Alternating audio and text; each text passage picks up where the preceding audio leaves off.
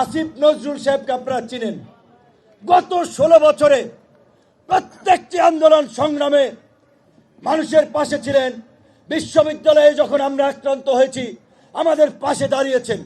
আজকে এই দু একজন ইউটিউবার রগে চটচটে টকটকে বিভিন্ন কথার কাটকপি পেস্ট বানিয়ে আসিফ নজরুল ভারতের দালাল, আসিফ নজরুল এই করে সেই করে, আসিফ নজরুলকে ভিলেন বানানোর জন্য চেষ্টা করা হচ্ছে।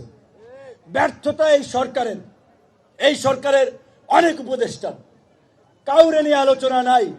আসিফ নজরুলকে নিয়ে একটা বিভ্রান্তি তৈরি করা হচ্ছে। কেন আসিফ নজরুলকে নিয়ে আমরা বললাম? কারণ ব্যক্তিগতভাবে এই বিপ্লব এবং গণ অভ্যুত্থানে নেতৃত্ব আন্দোলনে আমাদের অবদানকে কেউ অস্বীকার করতে পারবেন না। আমরা ওই যে আল্লাহ বলছে, তোমরা জেনে শুনে সত্য গোপন করো না, সত্যের সাথে মিথ্যা মিশ্রণ করিও না। জেনে শুনে আসিফ নজরুলকে অপবাদ দেবে, এটা আমরা সমর্থন করতে পারি না। অবশ্যই সরকারে গেলে আসিফ নজরুলের কাজে আমরা সমালোচনা করতে পারি, করব।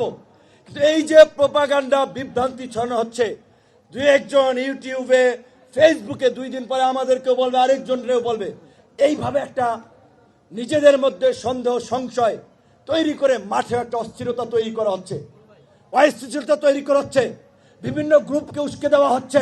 এটাই কিন্তু প্রতি বিপ্লবের লক্ষণ, আওয়ামী লীগের পুনর্বাসনের লক্ষণ। তাই বন্ধুগণ, সর্বশেষ এই কথা বলে শেষ করতে চাই।